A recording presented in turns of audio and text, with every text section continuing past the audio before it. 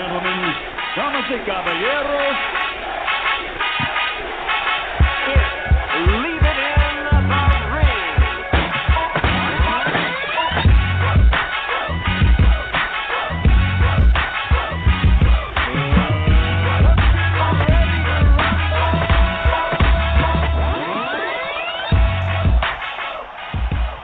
And welcome to another edition of Leaving Radio. I'm your host, Dave Duenas, with my co-host, the Milk Car. It's been a minute since we've been back.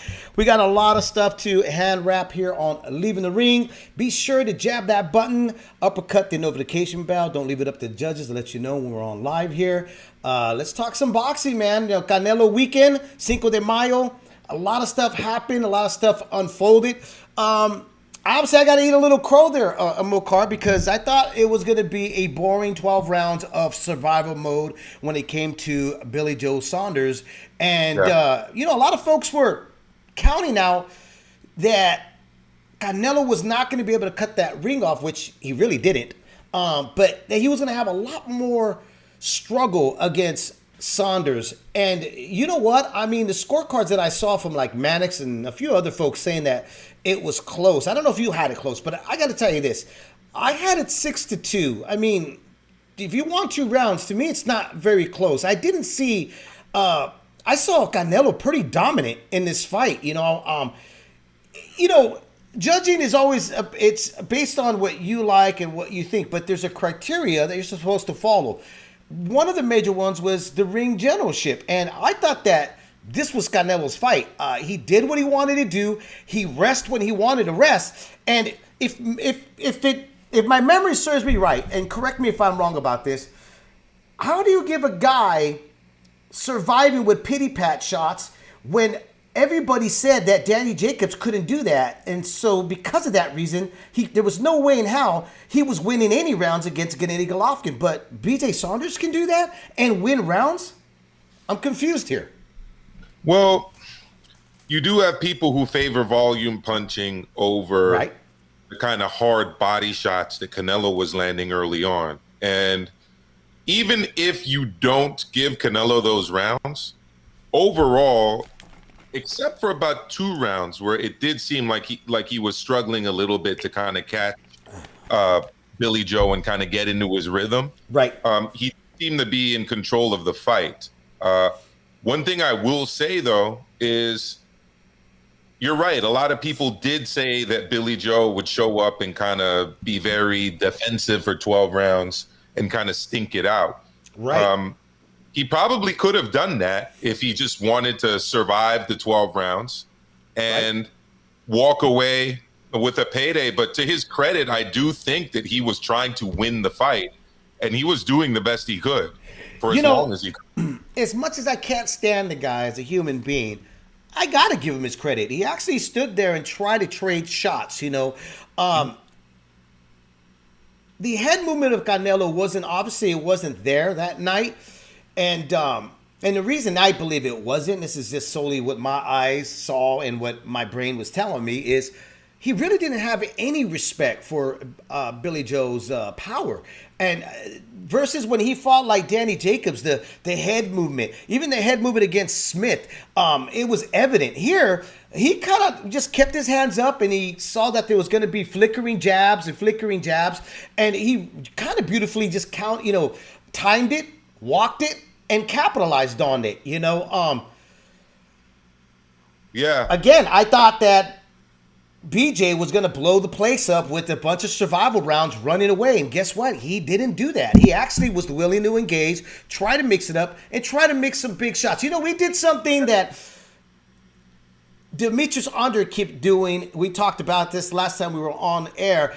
And Canelo saw that. And I said that if Demetrius was going to fight and looking for a fight Canelo, he was going to have to fix that because Canelo's smart enough to catch it. And that's jabbing and dipping your head down, looking at that canvas to not see your opponent. He got his eyes off of Canelo, and that which allowed Canelo to throw a really not a textbook uppercut, you know, because you want to kind of bend in the knees. He was just able to pop that uppercut, and he caught him numerous times. And what damage they did to Saunders' face, man.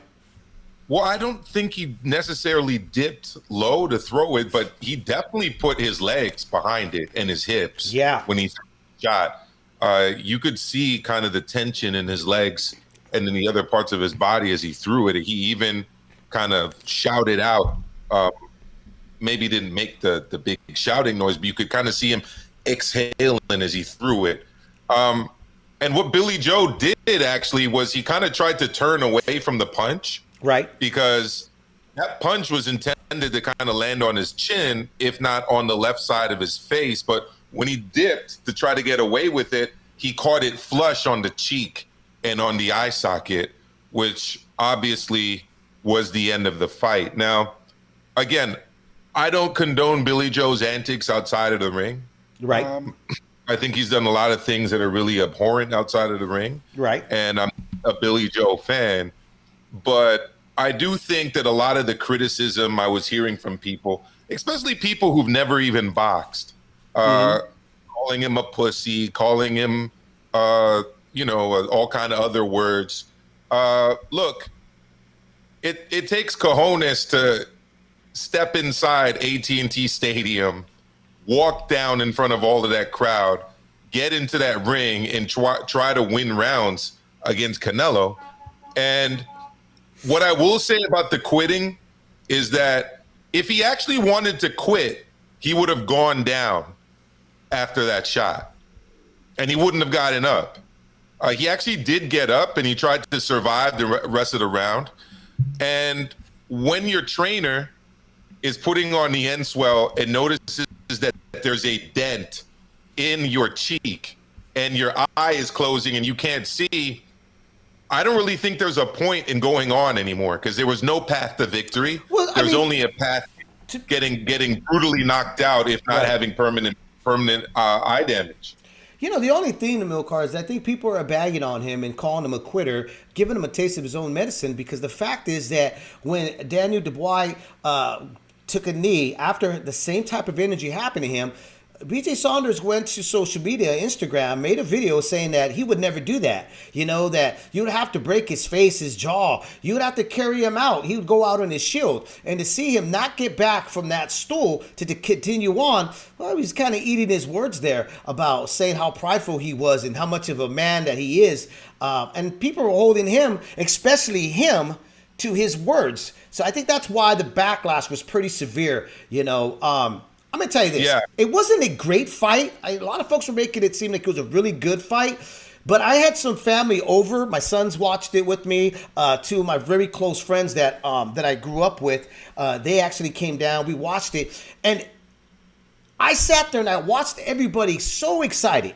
So excited for every punch that was being landed. And you know what? And it wasn't because they knew that this fight was going to be, like, you know what I mean? Their anticipation was that this fight was going to be exciting. It was satisfying because it literally shut up a guy that talked so much out of his neck. And you know what I mean? It was like we never got that satisfaction when Hector Camacho talked all that smoke with Julio Cesar Chavez. Chavez gave him a beating, but he didn't stop him. He didn't make him quit. This was satisfying to see Canelo stop him, which I was very hesitant in believing he could do that. Yeah, well, Canelo actually, when he walked back to his corner at the end of the 8th round, actually told Eddie Reynoso that the fight is over. Like, I broke his eye socket. He actually said that. And yeah, Billy Joe Saunders should not have criticized Daniel Dubois the way he did.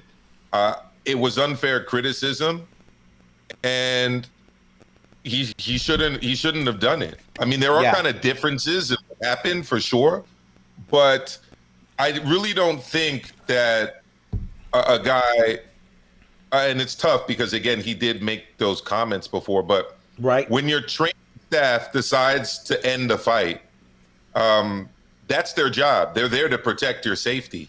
You know, a trainer should not allow his guy to go on and on. I was listening to G Funky earlier today, and he was bringing up the case of Antonio Margarito.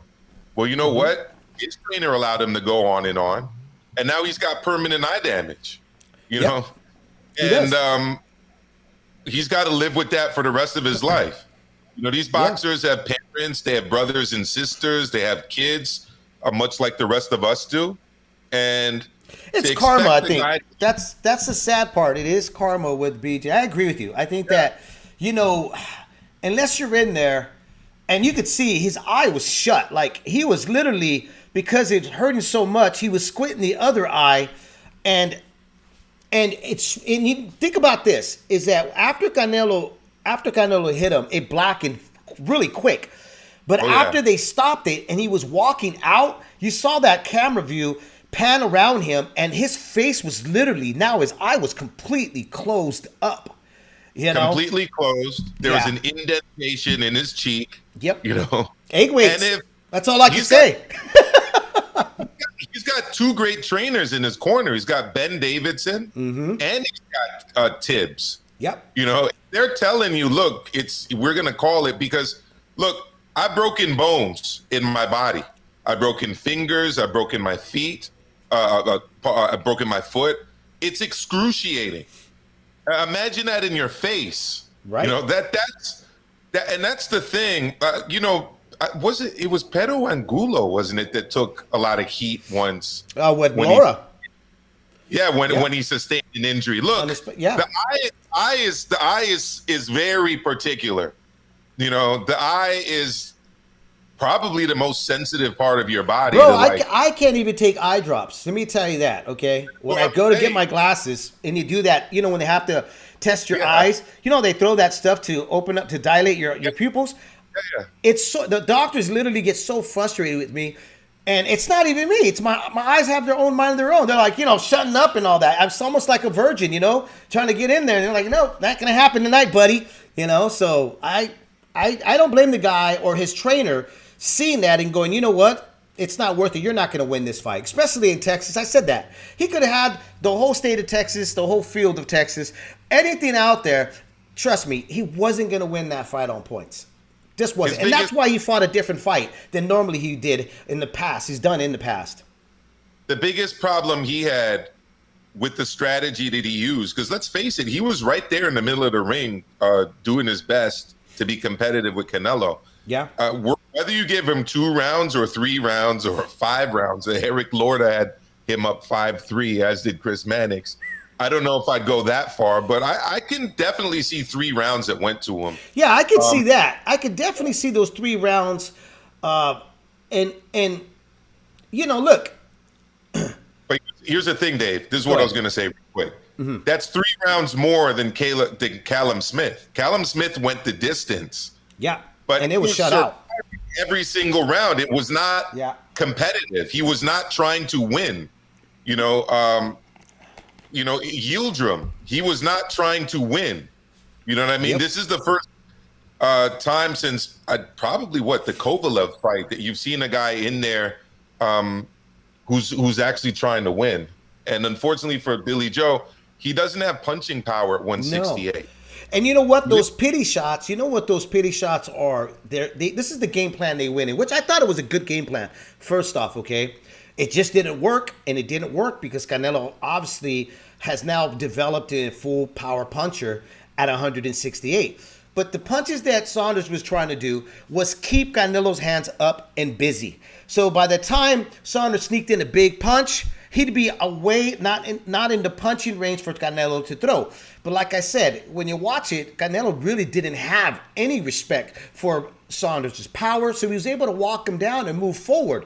You know, Saunders needed a little bit more oomph to those punches to kind of humble Canelo. And you know what? He couldn't muster that up. He tried, but he couldn't. And even when he did try to land big shots, they were kind of grazing shots. They didn't really land completely flush on Canelo to make him think about going back in.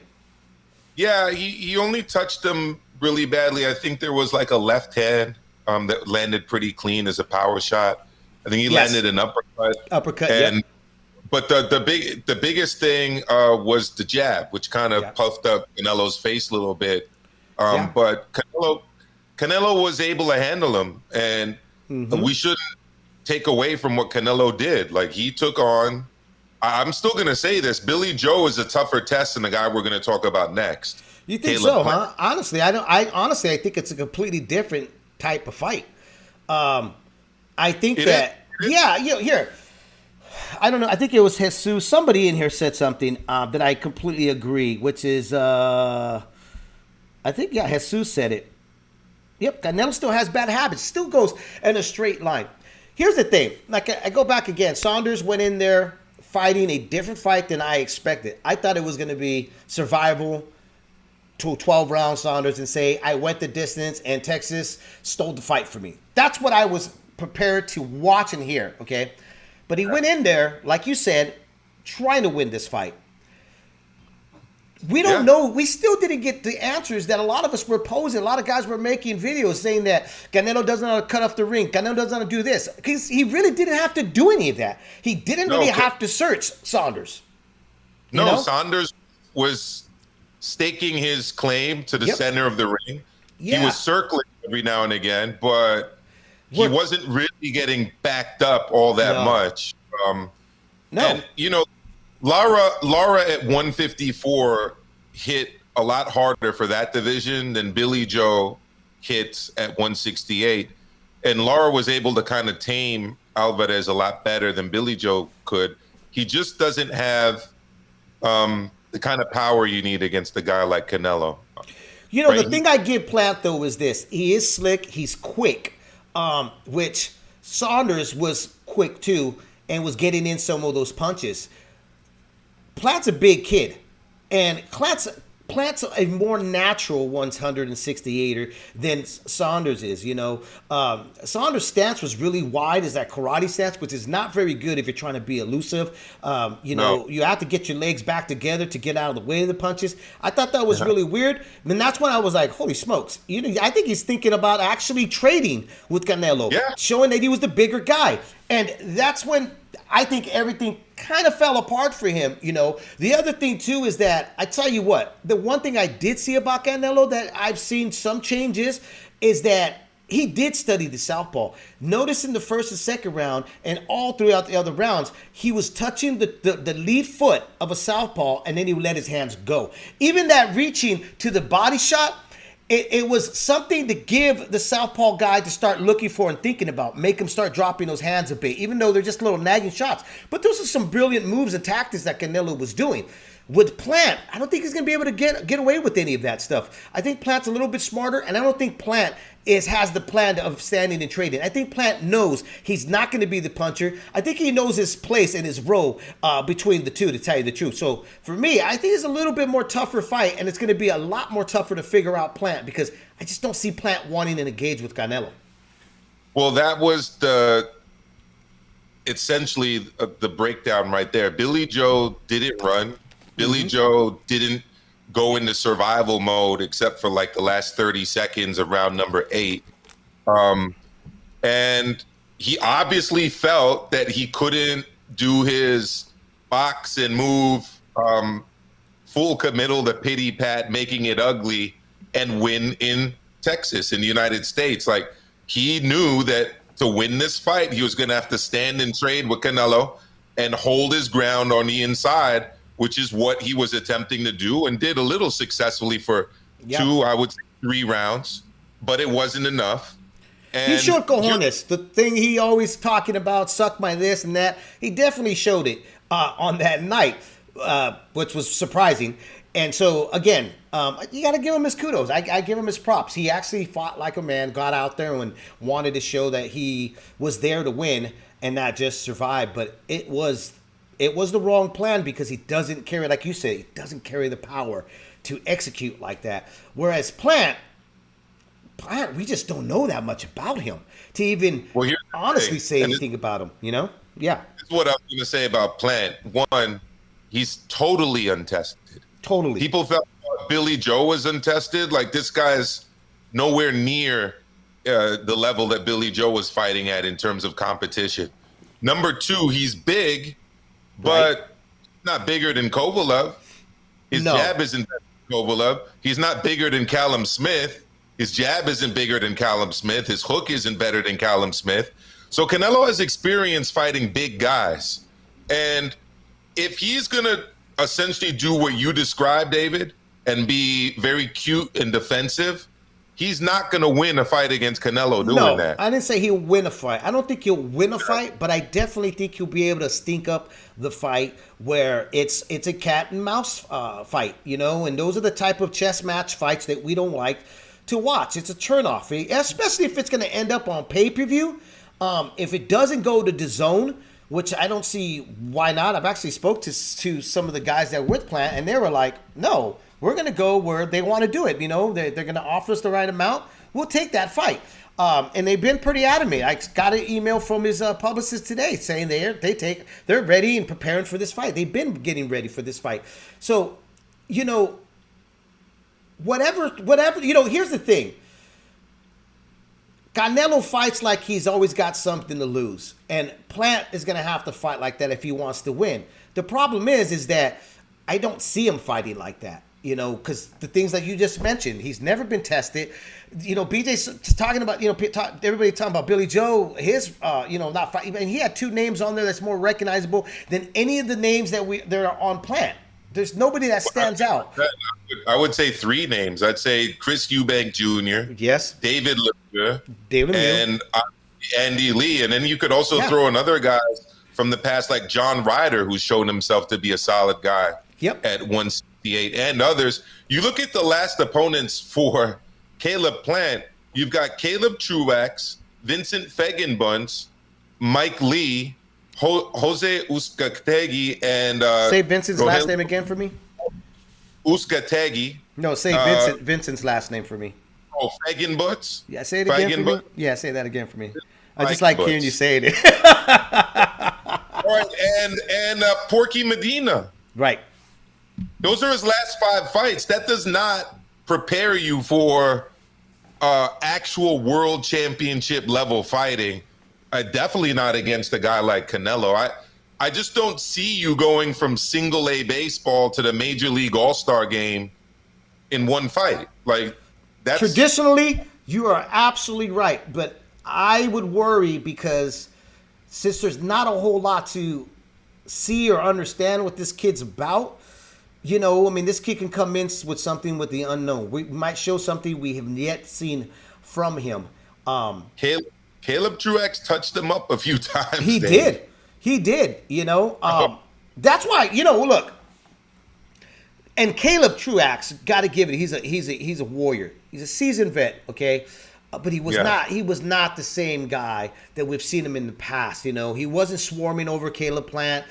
He was a step behind. You know, great quote that Luis de Cuba Sr. told me when I was over there visiting Vegas. He said, when you see your fighter start stinking, it's the end for them. That's it. They're no longer fighters. It's over.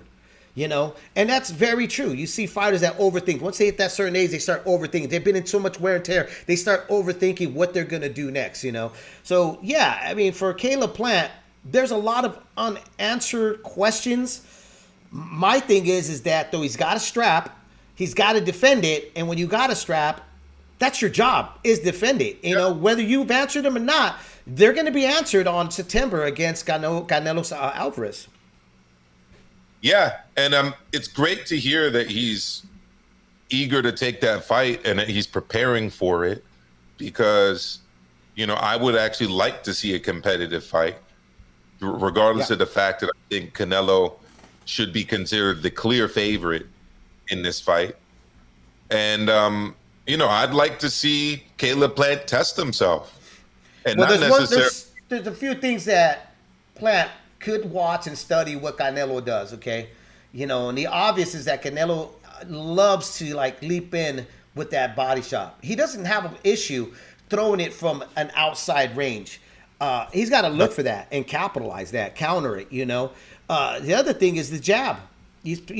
Suanders showed that if you got a good jab, you could sneak it in between those gloves. He was marking up the face of Canelo, like you just mentioned a little while ago, you know? Yeah. Circling him, giving him angles. Don't be there too long for the receipt with Canelo. And remember this, once your back touches those ropes, Canelo doesn't wait for you to figure it out. Your back is against those ropes. He actually attacks. He does that fairly well. And he was doing really good against Suanders, you know, which he was touching the feet and boom, he was being explosive. Okay. I thought the bad part about Saunders that he was doing was he was being right there in front of him, which is fine. If you're going to stand and try to hold your ground, that's that's perfect. But it's boxing, guys. Why didn't he not step around, pivot around Canelo? Create open shots, turn Canelo, make him get off of his base of his feet so he lifts up so there's not a lot of power when he does counterpunch you. Those are things that Plant has to look at and understand that if he does get trapped, because eventually he's going to have to stand and trade with Canelo. He's got, it's really hard for me to see a guy that's never really fought a perfect fight against one of the best right now of today. I don't see that happening. So that's some of the things they're going to have to throw in. And I think Plant should be fighting nothing but big guys right now to get him ready and sparring, and then half of your sparring, you throw in little guys with speed because Canelo's big, he's strong, and he is quick. He's got some good hand speed at 168. He was matching Saunders a bit there with the hand speed as well. Yeah, and you mentioned the hook that he throws and kind of leaps into that. The reason he's able to get away with that is because of his foot feints and his head feints. Right. He creates that, what's going to happen here? And then when the guy's off guard, he leaps in. It's very effective. It is. And I've seen him throw the feint uppercut as well with great success. So he's a master of the foot feint and the head feint, and he's the master of the fundamentals of boxing. And he also happens to have a great chin, and his power should now be considered good. Respected. Respected at least. It's when you break a guy's orbital bone in his cheek in 3 places, that's not easy to do. So Caleb Plant has a lot that he needs to prepare for. And your suggestion that he engage with, I think you said big guys, right? Yeah, I say big guy because that Canelo's going to stalk him. Is going to push him. Is going to try to overpower him. Is going to hit him in those arms, which you saw Canelo is very well at doing. He doesn't mind hitting your shoulder. Doesn't mind hitting your elbows. Just to get that shot. What he does is he's trying to just, crack the wall, bring it down a little bit so that it's enough peekaboo for him to sneak in those big punches that he's seeking out to land. Plant's going to have both worlds. A guy with speed, with footwork, that knows how to close that distance. Because once you get your back against those ropes with Canelo, bro, he knows how to close that distance. He really does know how to. But here's another thing that the Plant folks should be looking at. Take advantage of Canelo's rest period. Canelo takes some rest periods, which that's what Saunders was doing. That's a page you rip off from Saunders that he had kind of exposed. He took advantage of those rest periods that Canelo was doing. He capitalized on it, and that's why you have more people saying that he won certain rounds. But again, I just thought that Canelo fought his fight. He controlled it. He had the ring generalship. He rested when he wanted to rest, and he turned it on when he wanted to turn it on. He was almost like he was giving him a bit of a treat every single time, a doggy bone, for him to take home and stuff. But then when he was done and ready to open it up and play again in the sandbox in the playground, guess what? He was kicking dust in the face of Saunders. But that's where Plant and them, they've got to have a much more solid game plan against Canelo in September in order to become victorious. God, man, that's a really steep hill to climb, in my opinion, to get to the top of the Canelo hill. Well, I'm going to point to something that Andre has said here in the chat. He says, and he's talking about Plant here, that he kind of goes to the ropes, and that's going to be problems for him, which I agree. He does allow himself to go to the ropes. I don't think that's a very good tactic on his part. And that's where the big guys would come in, though. If you have big guys sparring, they're pushing you back, it will condition his legs to start moving, getting out of there, or it would help out the trainer go, okay, this is what we don't want, No, yeah, this is true. But what Canelo does when he gets you on the ropes is he really attacks that body. Yes, he does. And that's going to be wide open against the guy who's taller, which is exactly what he did versus Kovalev and exactly what he did against Callum Smith to success. My issue with Plant as well is that the Callum Smith fight in December was actually first offered to Caleb Plant, if memory serves me well. And Caleb Plant didn't take it. No. So what exactly has happened between then and now, or then and next September? Well, he fought Caleb Truax. I don't think that that's great preparation for a Canelo fight. You know? Well, it also shows you that Plant is not the one in control of his career to get great preparation for the Canelo fight.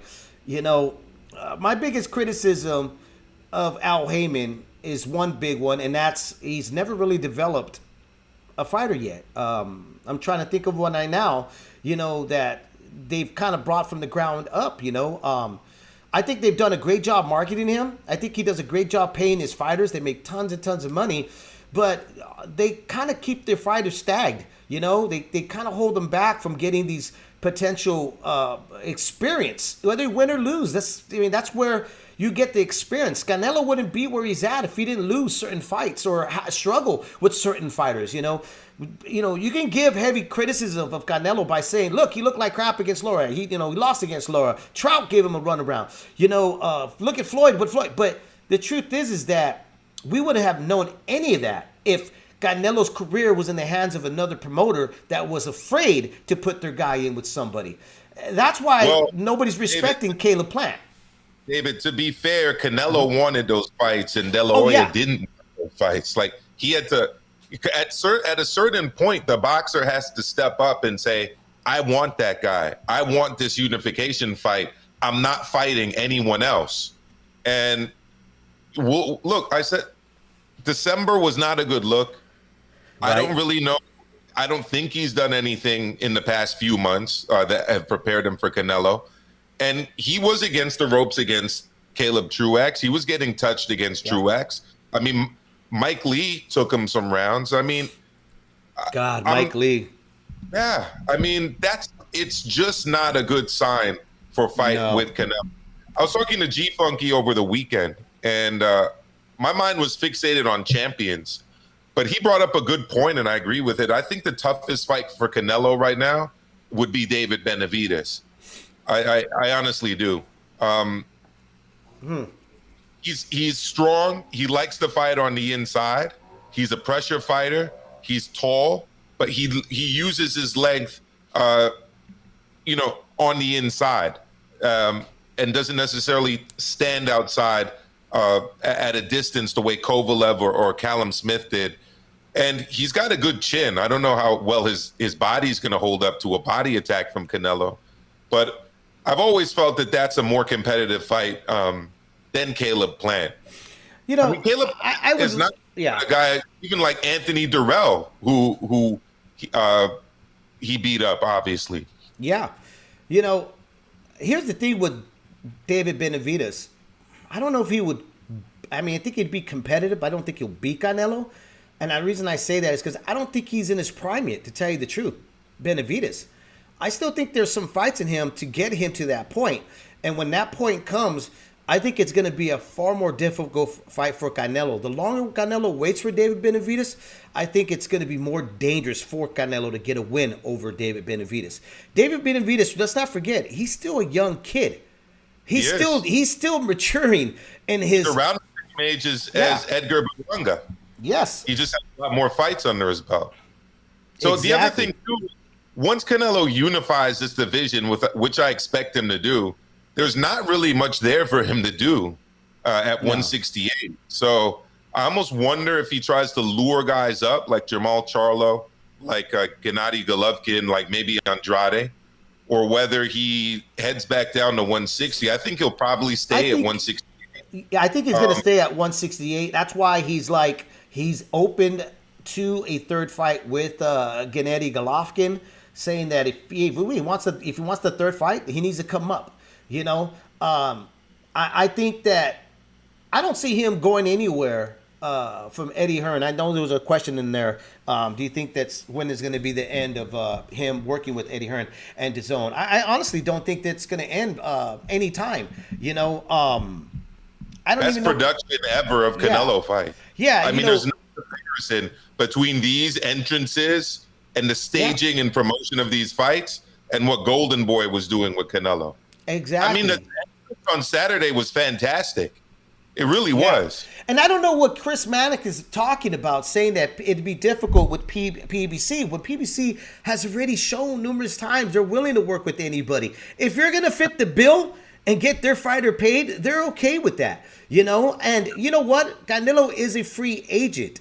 If Canelo sees that, you know what, the only way I'm going to get this title, and if the money's right, and you're telling me I got to go to Showtime pay-per-view, I can see Canelo going that route. Why? Because Canelo's learned his lesson. Sometimes being loyal to everybody is not beneficial for yourself, for your career, for your pocket. So I could see Canelo jumping ship for a minute to go to Showtime if they can't figure it out. But I have a feeling they're going to work it out and it'll end up on DAZN. Yeah, I mean, it's the advantage of having a fight-by-fight contract when you are a winner like Canelo. The long-term contracts are obviously a little bit more secure, but he's leveraging everything he has on these fight-by-fight deals and is just basically taking the best deal available to him. So I don't actually think that Fox is going to step up and put up the big money that DAZN does. I question whether even Fox is going to be staying in the boxing business past this year. As for Showtime, I just don't think Showtime has the budget of I don't think they have the budget of DAZN at the moment. When you look at their card, there was a reason why the Charlo pay-per-view was on pay-per-view. They couldn't pay him to be on Showtime. Look, DAZN, without even marketing this fight, which is not unusual with a Canelo Alvarez fight. They don't do a whole. They don't.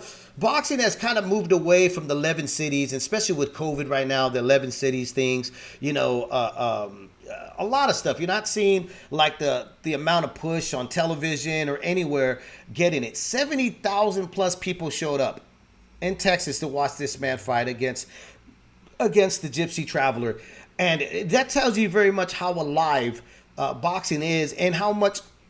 Canelo still has a very strong Mexican and Mexican American following, that showed up to cheer on for their guy. So Caleb Plant and his team, guys, this is an easy decision. You go where the money's at, and if anything has proven with Al Heyman is, hey, show me the money, and we're good, and that's it. This is not Bob Arum. We're not dealing with Bob Arum, where Bob Arum has to have all the stacks on the deck. This is Al Heyman that's okay with you taking a little bit more so that he can get some money in his pocket as well with his fighter. As long as this fighter gets what he's asking for, I think the fight's doable. I think it happens. And like I said, speaking to some of their guys, they're like, yeah, we're for it. Let's do it. We're ready for it. Now we're ready for it. And that's reassuring for me. Hopefully it keeps that same energy and we see it happen September. But it is boxing. I don't always get too overly excited because, well, it's boxing. Look at what happened here with Teofimo Lopez. It's off. It's being moved to another date, supposedly. Yeah, that's because of the Floyd card with Logan Paul. So, man. Andy Ruiz looked like he had so much ring rust, but it was a good fight, good comeback fight. Chris the Nightmare Oriella. Let me ask you this. Was Chris that much good, or was it Andy just that bad that night? I think it was a combination of Andy being rusty, Andy working with a new trainer for the first time, and Chris Arreola really stepping up under the tutelage of Joe Goosen and being highly motivated to win that fight, Absolutely. Yeah. Much in the way that Derek Chisora was highly motivated to take out Joseph Parker. It was kind of a very similar situation, especially since both of those guys fought on the same day. Yep. Yeah. I always said that Chris comes to fight. That guy, if there's one thing that there is no lack in, is his heart. He showed up. He gave obviously some real heart attack hiccups to Andy Ruiz and Eddie Reynoso and the Andy Ruiz fan base. But how I looked at it, because immediately people were jumping down the neck of Andy Ruiz saying like Deontay Wilder destroys him. Easy money. You know, styles make fights.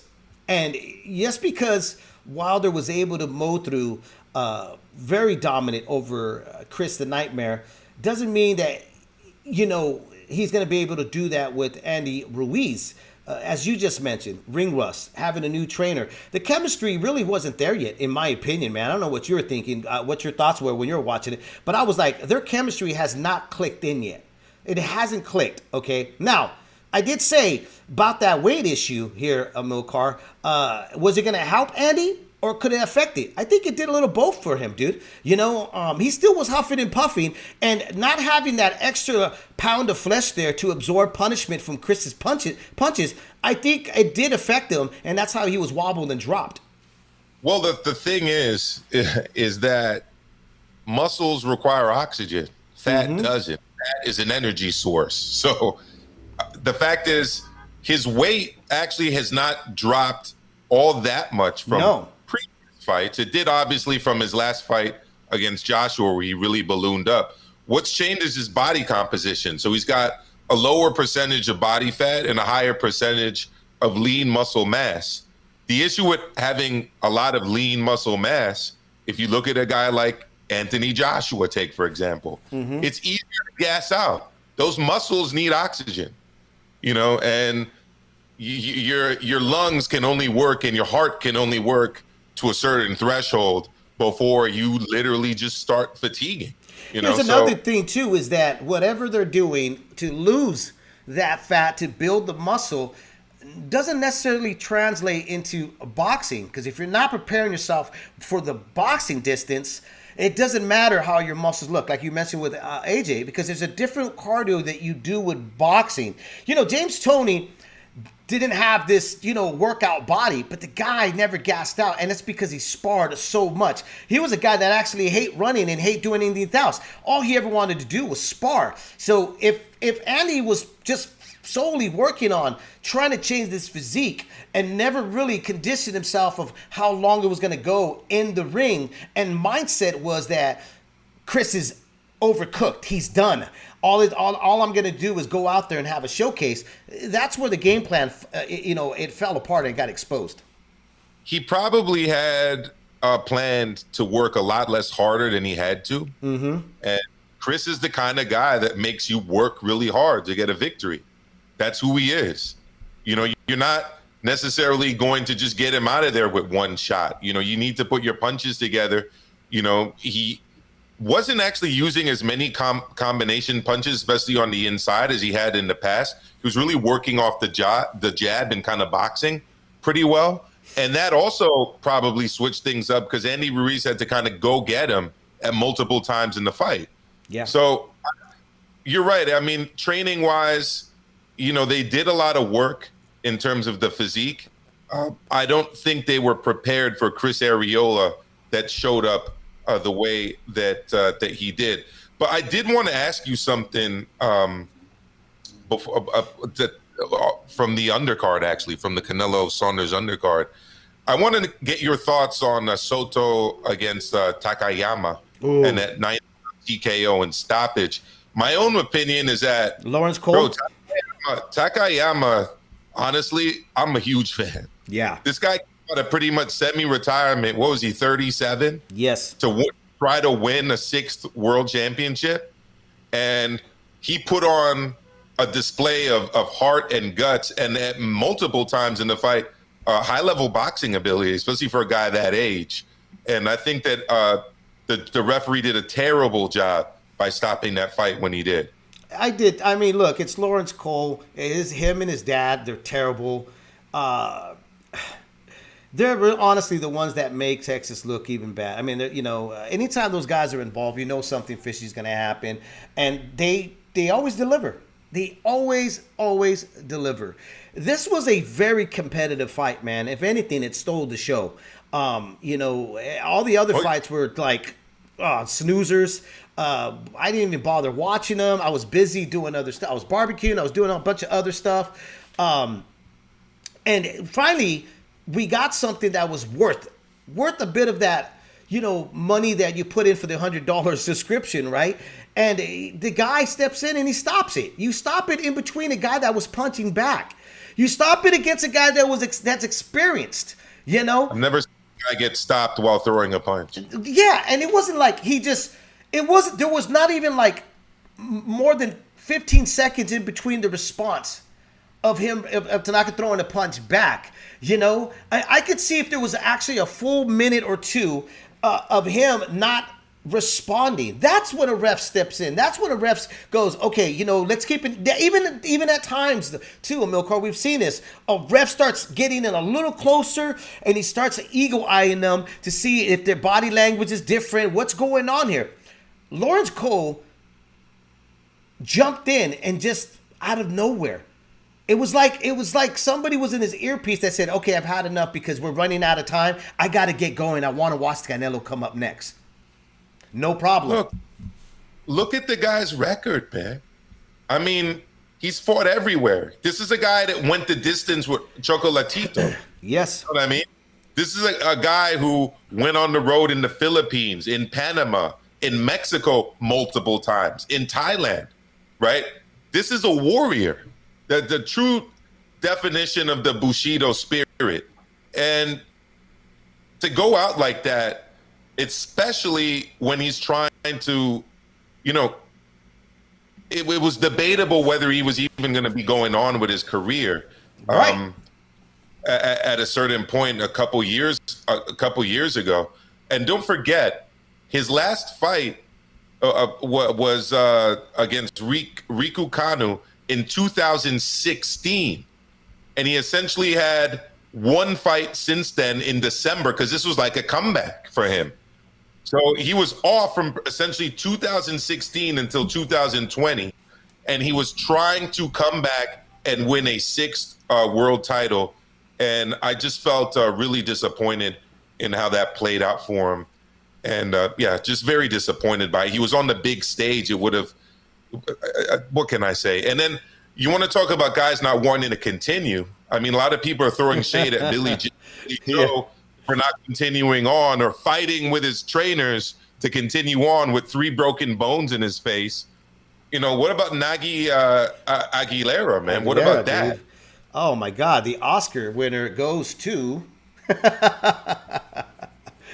but you know what? Look, all jokes aside, Nagy, he didn't want to be there, which is kind of weird because Sanchez didn't look like he wanted to be there either. I'm not impressed with Sanchez, to tell you the truth.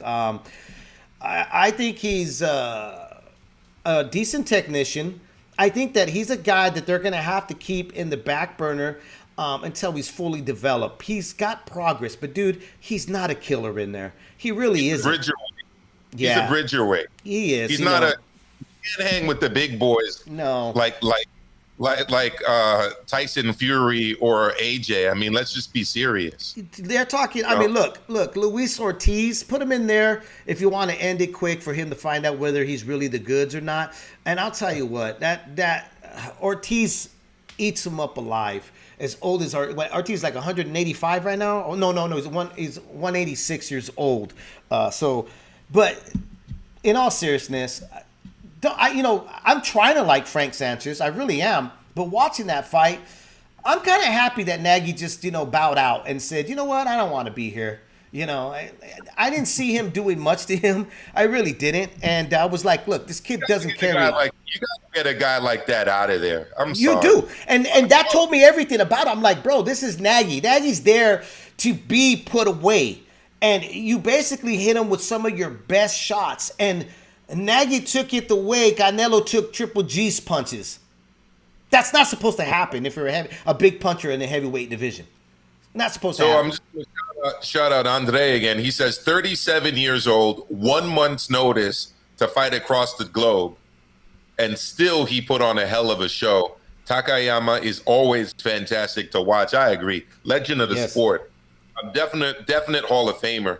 Now, back to Sanchez and Aguilera. Mm-hmm. Just ask yourself, what would a Derek Chisora have done to Aguilera?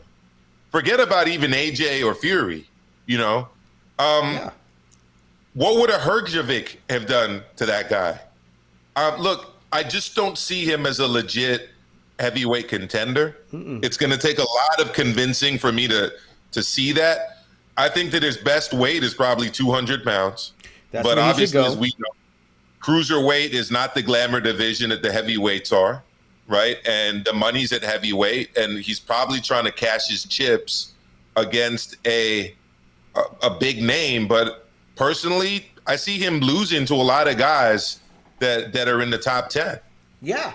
I mean, when you say, what do you think Chisora would do to Nagy? What do you think? God, I don't know why I can't think of his name. Maybe because he hasn't fought in quite some time. Is the Ukrainian kid that unified the cruiserweight? Why can't? Oh, Alexander Usyk would have put on a show. Yeah, that guy. Usyk would have stopped this guy, and Yeah. would have battered him up. Usyk's not the biggest power puncher in heavyweight division, but he's a value puncher that systematically breaks your guys down. And going back with Frank said, even putting him, got him with Eddie Hearn, he's doing all this stuff. I mean, you can mold him to a great technician, but I don't even see that he has great footwork, to tell you the truth. He comes forward. He tries to land shots. He's trying to land big shots. He's open to be countered. Yeah, I'm with you all the way on this one. I think he needs to go. I think they need to rethink where he needs to be at in the heavyweight division.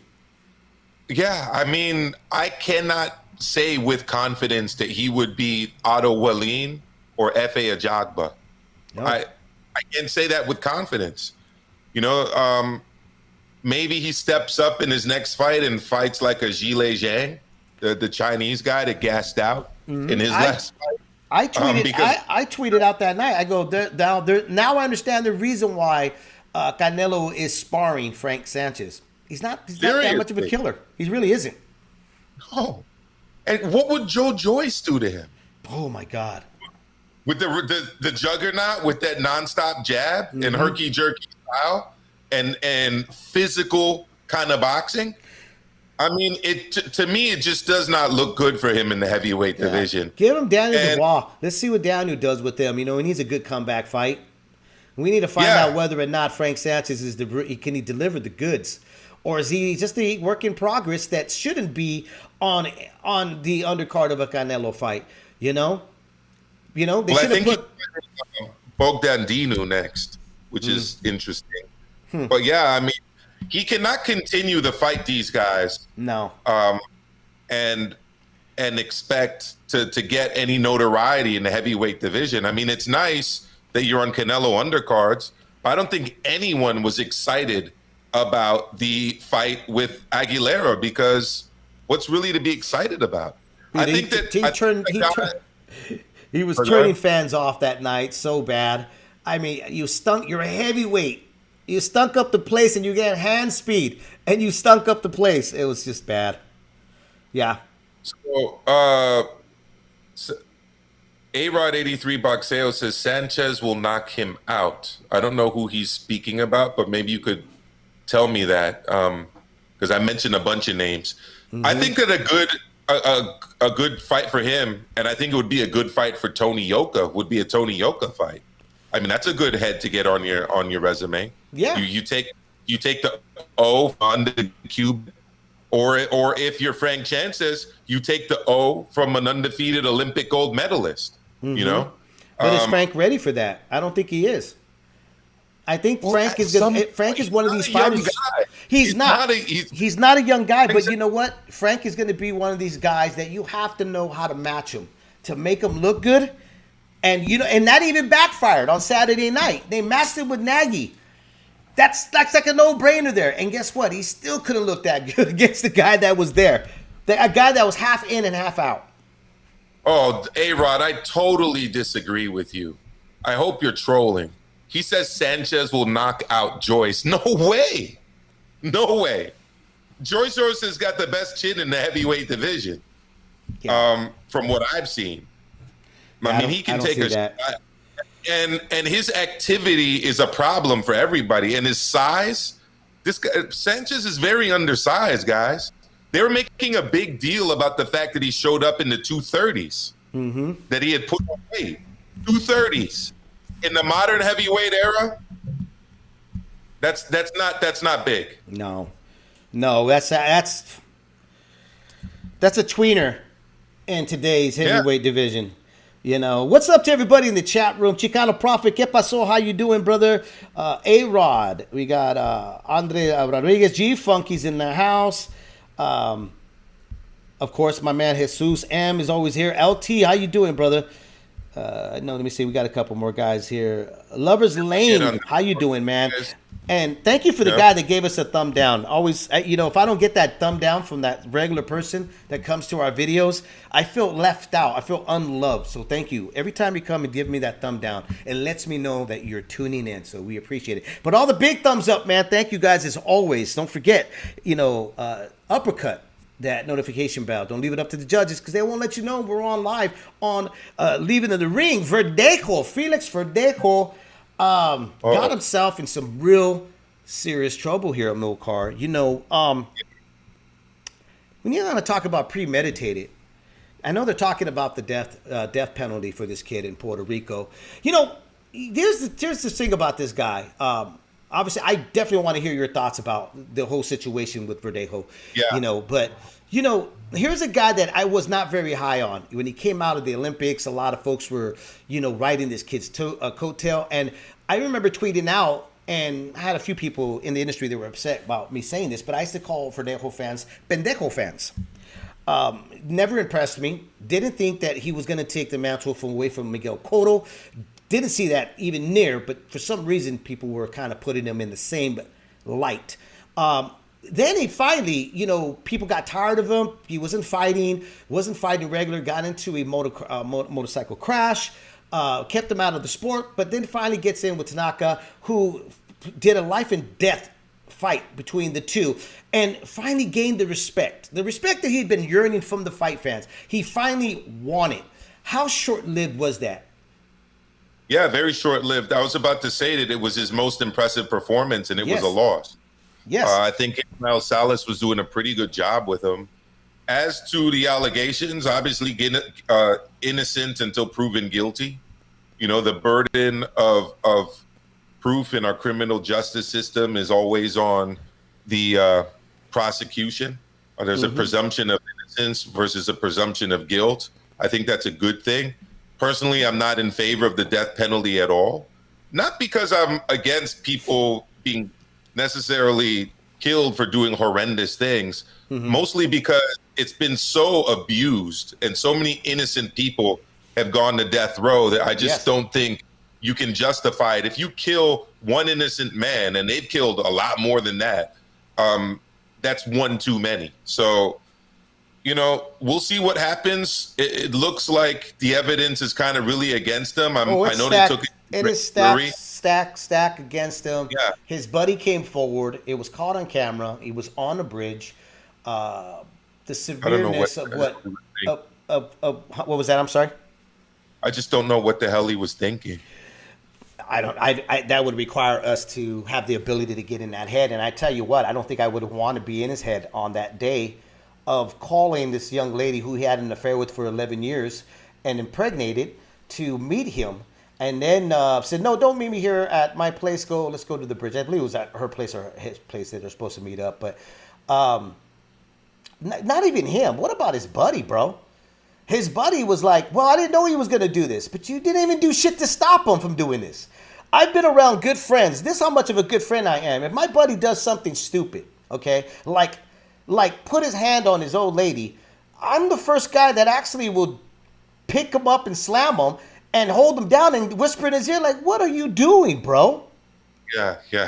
Where this friend participated in this, was like, I'm with you, bro. I'm ride or dying with you. Now your life is screwed. It's not my place to say the guy goes on death row or life in prison. We leave that to the peers that are going to be in front of him to gather the evidence, like you just mentioned right now. But I tell you what, it's really hard for me to be compassionate to a person that did this to a woman that he once supposedly loved because he had a relationship with her for 11 years. But not that. You had your seed. I mean, they go back to middle school, apparently. Yes, and you had your baby. Your baby, man. I look at my kids. I have 27, 20, 25, 23, and 20 years old. And I still, to this day, I look at my kids and I look at them as babies. Yeah, of course, because you're a father. As babies, man. Or I look at my wife and how tiny she is, and if I'm just trying to fathom what this man did to this woman. I'm like looking at my wife going, fuck, I could barely do anything. I'm a big puss, to my wife. All of the people out there that for whatever reasons can't have children and are like dying to adopt kids, or I mean, look, there's no justification for it. It was a horrendous act, allegedly, but it looks like this was the case. But it still hasn't been proven yet in a court of law, but it looks like it's the case. And I was hearing rumors about different stuff. I mean, a Raw Boxing TV had mentioned that something about it was his wife's family that people think did it, but I don't know if there's any credence or credibility to that. I'm just not. Yeah. It's a horrible situation, and it's horrific, man. It's sad. It's two innocent lives gone for what? I mean, it's just crazy. It's just crazy. I don't understand men that can't look. He talked about I'm a public figure. I'm this, I'm that. I don't even know what that means. It's a child. Yeah, the most would have happened was your wife probably would have divorced you. And then you were going to have to move on, and you were going to take that major blow of her taking 50% of what your earnings is, or whatever the case is. But have that yet.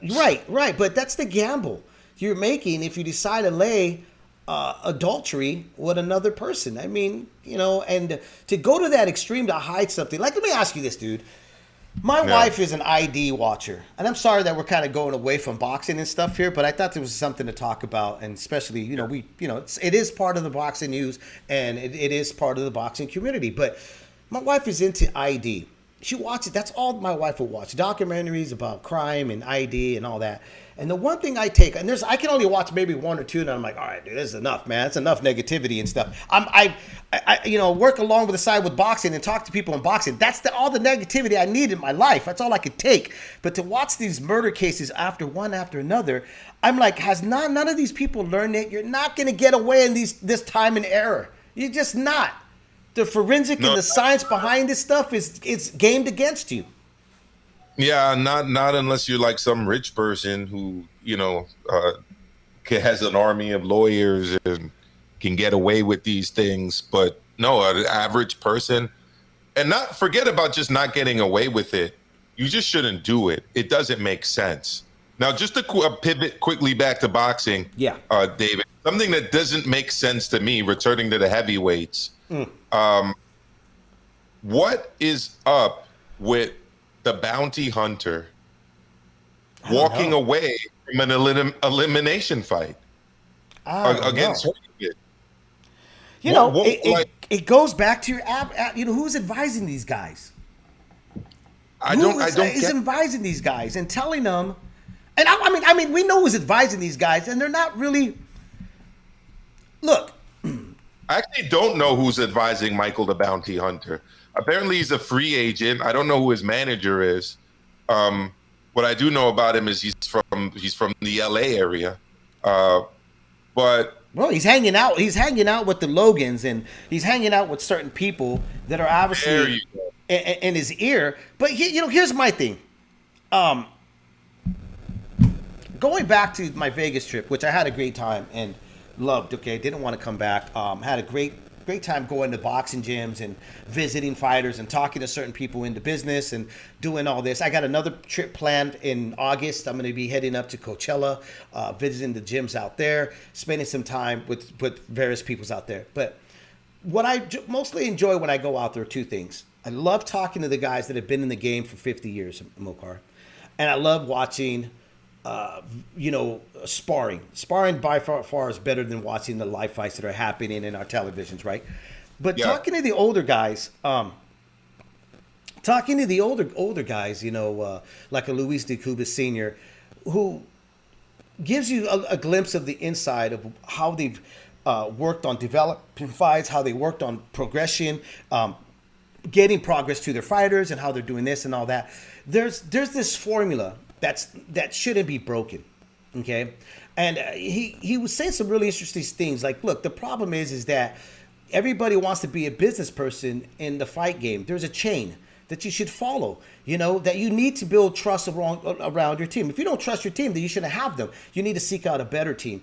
But, when you start thinking you could be the accountant, the manager, the publicist, the promoter, and all these different type of hats, a lot of the times you're not going to be successful, and especially in this type of business, which is boxing. These guys are making bad decisions because they're looking for the biggest paydays. We're fighters, and in the 80s, 70s, 80s, and 90s, what they did was entrust their team to get them the fights, to get them the big money fights that was there waiting for them.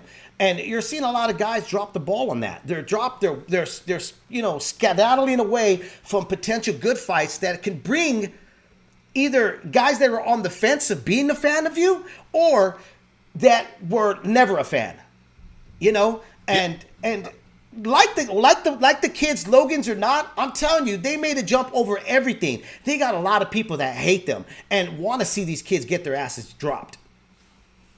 Look, he wanted a heavyweight title shot. He was on the cusp of essentially possibly getting one. I think that he probably just looked at Hrgović and said, you know what? I don't think I can beat that guy. There's no other reason for not taking this fight. There just isn't. And I want to get your opinion on something, Dave. Sure. Something that just came up in the chat. I'm hearing a lot of talk about Bivol being one of the only guys that can kind of successfully take on Canelo. And Bivol has said that he can make 168 pounds. He is a little bit smaller than a lot of the big 175 pounders. What are your thoughts on a Bivol Canelo fight? After watching Bivol's last fight, I mean, I don't know, man. Is it interesting? Yes. The problem is, though, going to 168, it would kind of tarnish the win if Canelo got it, okay? Because I think the most is what people would want to see Canelo jump up like he did with Kovala. Because the criticism would be like, well, he didn't fight him in his way. He had to come down, blah, blah, blah, blah. He obviously, had the bigger advantage. Why not go up to his school, and to his playground and fight him there at 175? If at 175, I'm all in. I'm all for it, I still would pick Canelo to win. I think Bivol is a little slow. I think he's kind of predictable. And those type of fighters, Canelo kind of tees off very, very well. The time reaction, the feints, the head movement, the body work of Canelo, it's on point. It's right now. It's really hard to see anybody from 160 to flirting into 175 to kind of school or beat Canelo. In my opinion, I agree. And he just took on, I think, was it the number 5th ranked? Actually, it would be 6 because Jean Pascal has the regular title. Right. In the WBA, Craig Richards, the British fighter, and that fight went the distance. And Richard had his successful moments there. I'm also seeing talk about, so I have Canelo winning that fight. I'm also seeing talks about Andrade. I have him beating Boo Boo as well. I mean, Boo Boo. I do too. That whole leaning over defensive tactic. I mean, I just see Canelo ripping a vicious uppercut to him and working the body, which he struggled with again in his last fight. I mean, he was getting touched up. Yeah. I honestly, after seeing what Canelo did to Suanders and stopping him, having to retire on the stool after that broken orbital bone, I see him knocking out Demetrius, to tell you the truth. Boo Boo. I like Boo Boo. I like Boo Boo. I don't have a problem with Boo Boo's style. It's not the most prettiest, but it's effective. But I don't think it's going to be effective to what Canelo can do. Canelo, like I said, is going to see that dip to the waist, okay? He's going to capitalize on those little flaws that he hasn't corrected, and I don't think he'll be able to correct on a fight getting ready to get in with Canelo. I see Canelo honestly touching Demetrius a little bit more than he was able to do against Saunders, because guess what? Demetrius actually does stand and trade. He's not really a runner like people are trying to claim him. He picks his moments to stop and trade with you, and he tends to sit there a little too long for the receipt, because he's actually trying to pay back you when you're throwing your punches. He will punch with you, and that's really what Canelo wants, because it gives him the opportunity to let combos go to the body and the head, which would be the paintbrush. He brushes your whole body. So I don't know about you here, Milcar, but I think that Canelo stops Boo Boo like in the 9th or 10th. I pretty much see Canelo stopping everybody at 168, to be honest. With the exception of maybe Benavidez, who I think could probably go the distance. He's a tough guy and a big guy. Absolutely. But I right now, if you had to ask me, does that fight go the distance? I don't think it goes the distance. No. I mean, look, even though people have been clamoring, mostly the Gennady Golovkin fans, for the Triple G rematch, if it happens at 168, I think he stops Gennady Golovkin. He stops Triple G. Yeah, But I think that Triple G will probably, honestly, you're going to probably call me crazy, but I think Triple G gives Canelo a better fight than what we saw from Saunders and what we might see in September against Plant than anyone else in the mix, even against Boo Boo, even against all these guys right now. I think Triple G actually puts up a much more effort and lands more cleaner punches on Canelo than anybody else. I think the Triple G of maybe 3 years ago, but the Triple G that was getting beat up by Sergey Deverenchenko back in 2019, that guy gets stopped at 168 pounds against Canelo. And same with Camille Zerameta.